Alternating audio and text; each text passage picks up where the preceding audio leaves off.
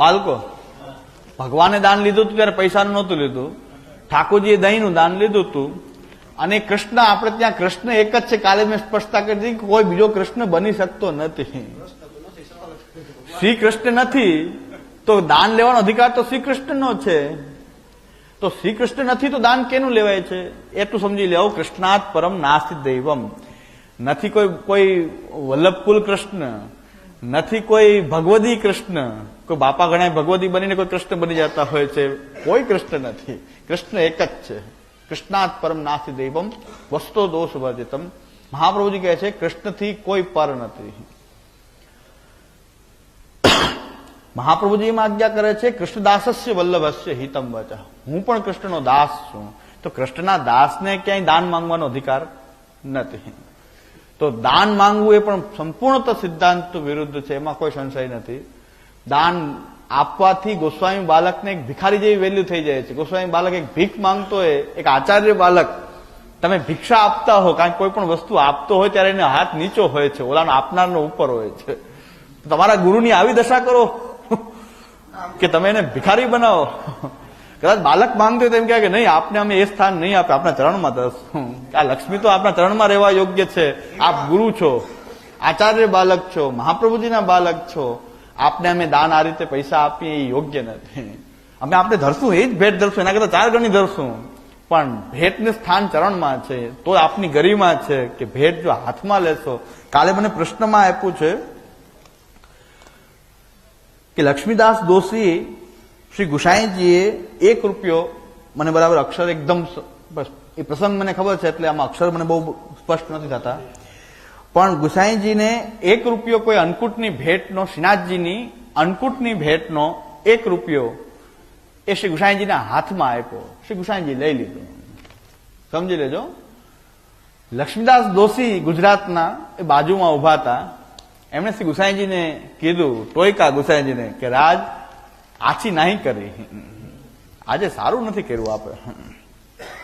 હવે ગુસાઈજી તો વિચાર થઈ ગયા આમ કેમ કે મને કે આપે સારું નથી કર્યું. ગુસાઈજીને અમારા જેવાની વાત નથી, શ્રી ગુસાઈજી તો શ્રી ગુસાઈજી લક્ષ્મીદાસ દોશીએ એમ કીધું કે આપે આજે સારું નથી કર્યું. શું કામ? કે જીવનો બગાડ થશે. એમ માનશે કે ગુસાઈજી પણ પૈસા હાથમાં લઈને માંગે છે.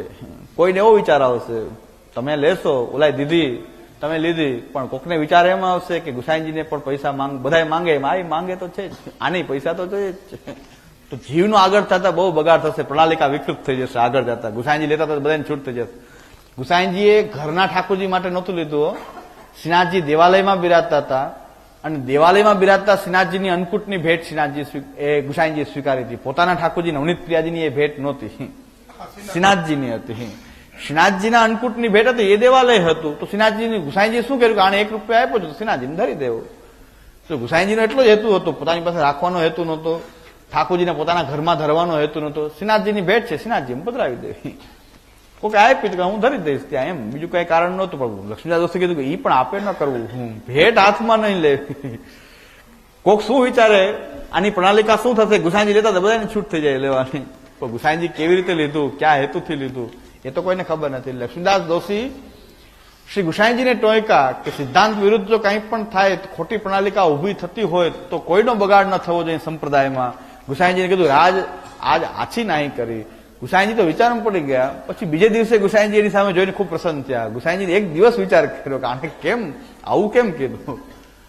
એમણે કઈ લાંબુ નતું કીધું, રાજ આછી નહીં કરી. ગુસાઈજી 1 દિવસ પર્યંત આખો વિચાર કરીને બીજે દિવસે પાછા લક્ષ્મીદાસ દોશી સામે પ્રસન્ન વહે કે મુસ્કાય, એવું આ વાર્તામાં આવે છે. ગુસાઈજી પ્રસન્ન વહે, એને ખૂબ પ્રસન્ન થયા કે સાચી વાત કરી, હવે આવું ન કરાય. ગુસાઈજી પછી કોઈ દિવસ કોઈ ભેટ હાથમાં લીધી નથી. તો વૈષ્ણવ પ્રણાલિકાથી જો બાલક ક્યારેક ખોટી પ્રણાલિકા પડવાની શક્યતા હોય તો વૈષ્ણવ પોતાનો સેવક ધર્મ બજાવતા હતા કે રાજ આછી નહીં કરી, આવું ન કરવું જોઈએ. આપનો કઈ દોષ નથી, પણ જીવનો બગાડ થશે એમ વિચારશે ગુસાઈજી પૈસા માંગે છે તો એનો તો બગાડ થઈ ગયો. આવો ભગવત ભાવ તો તમને કઈ પ્રભુએ દાન કર્યું છે તે ગુપ્ત રીતે જો એમાં પ્રાકૃત બુદ્ધિ થશે તો બધો જ નાશ થઈ જશે. આપણા બધાનો નાશ આમાં જ થયો છે. કૃષ્ણની લીલા જોઈ કે કૃષ્ણ તો વેદ નહીં માનતો નથી, શાસ્ત્રને માનતો નથી, કોઈ બંધનને માનતો નથી. આપણને એમ થઈ ગયું આપણે ન માનવું, એટલે બધા થઈ ગયા કૃષ્ણ. અરે બધા કૃષ્ણ થઈ ગયા. પછી એને કે એ રસરૂપ લીલા, એ રસરૂપ લીલા નહીં, કામરૂપ લીલા છે.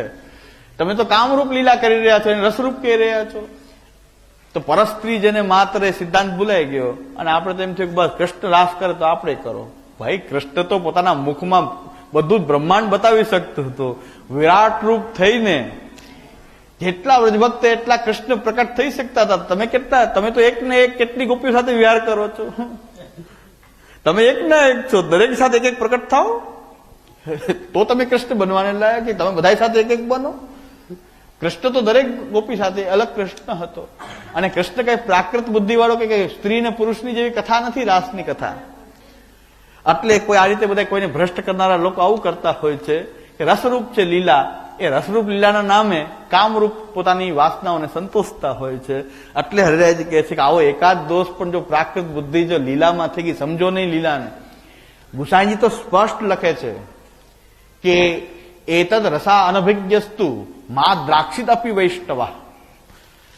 તમે જો ભગવાનની લીલાને બરાબર સમજતા નથી, એના મહાત્મ્યને બરાબર સમજતા નથી, એના સ્વરૂપને સમજતા નથી, તો કૃપા કરીને લીલાના ગ્રંથો તો જોતા જ નહીં. ના પાડે છો. એ શ્રી ગુસાઈજી કહે છે મા દ્રાક્ષિત અપી વૈષ્ણવા. તમે વૈષ્ણવ હોવા છતાં પણ તમે ભાવ ભાવના કે લીલા કે એમાં તમે પડશો નહીં. કારણ કે તમારી અંદર તમારા હૃદય ઉપર હાથ રાખીને વિચારવું પડશે કે પ્રાકૃત વિકારો તમારી અંદરથી દૂર થયા છે કે નથી થયા. તમને ભગવદ લીલામાં એવી બુદ્ધિ થાય છે કે તમને એવું લાગતું હોય, જરાક પણ લાગતું હોય કે ભગવાનની લીલામાં તમને કંઈક વિષય વાસના જેવું તત્વ દેખાતું હોય, સ્ત્રી પુરુષની જે કામરૂપ ચેષ્ટાઓ હોય એવું ભગવાનની લીલામાં દેખાતું હોય, તો તમને હજી લીલાના ગ્રંથો જોવાની પાત્રતા નથી.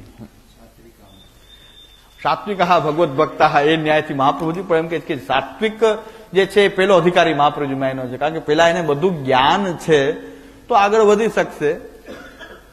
હવે એનાથી પણ કોઈ એમ કે છે કે અમને બધું જ્ઞાન છે, અમને તો હવે એ કક્ષાના ભગવદી છીએ એટલે અમે તો ચર્ચા કરશું, અમે તો પરસ્પર એવા ભગવદી છીએ એટલે અમે ચર્ચા કરશું. તો ગોપેશ્વરજી જે કહું છું ને મોટામાં મોટો શોટ મારતા હોય એવો શોટ મારે છે કે કોટાનું કોટીમાં કોક એવો દુર્લભ હોય કે જેને આ વિકાર દૂર થઈ ગયા હોય.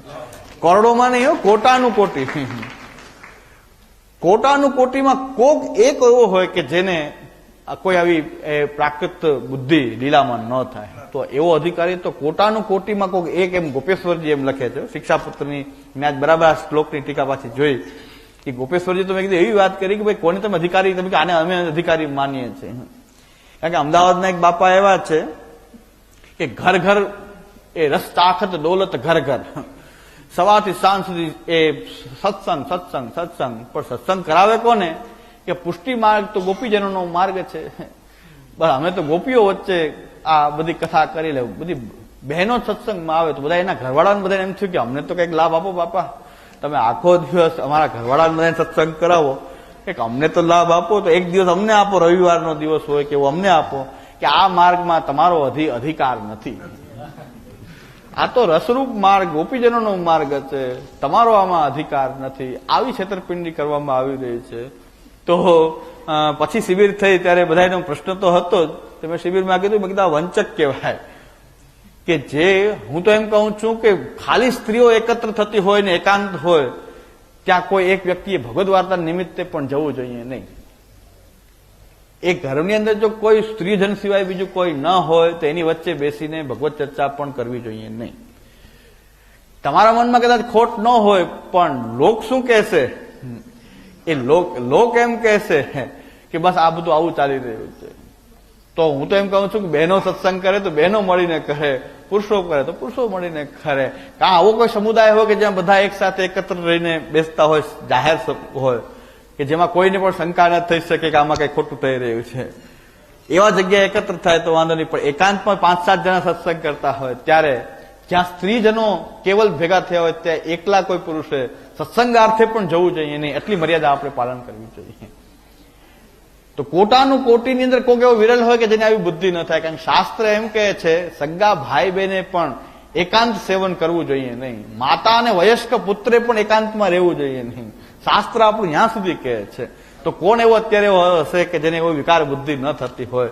એટલે આપણે ચેતીને ગુસાઈજી કહે છે કે આવા ગ્રંથ તમે જોશો નહીં, તમને ભગવાનમાં એવું લાગશે કે ભગવાન તો ગોપીઓની વચ્ચે આવી લીલા કરતો હતો, ભગવાનની ગોપીજનો વચ્ચે આવી લીલા નહોતી. એ આપણને એવું દેખાય છે કારણ કે આપણી અંદર એવું ભરેલું છે. એટલે એટલે આ હરિરાયજી એમ કે છે કે આવો એક દોષ એવડો મોટો દોષ છે આ કે ભગવાનની લીલામાં તમને એમ લાગશે કે ભગવાનની આ કામી પુરુષ જેવી આ લીલા છે, પુરુષ અને સ્ત્રીની કઈક લીલા છે, એવું જો તમને લાગ્યું, બસ આવો એક દોષ પણ જો તમારી અંદર દ્રઢ થઈ ગયો તો એકાપી દોષ શુદ્ર સર્વનાશયતિ ધ્રુવમ, કાયમ માટે તમારો બધોય નાશ કરી દેશે. કેટલી સુંદર ચેતવણી આપી છે હરિરાયજીએ. જો આપણે આ ચેતવણી પાળતા હોત તો કોઈ આપણી અંદર વિકાર ઉત્પન્ન થયો ન હોત. એટલે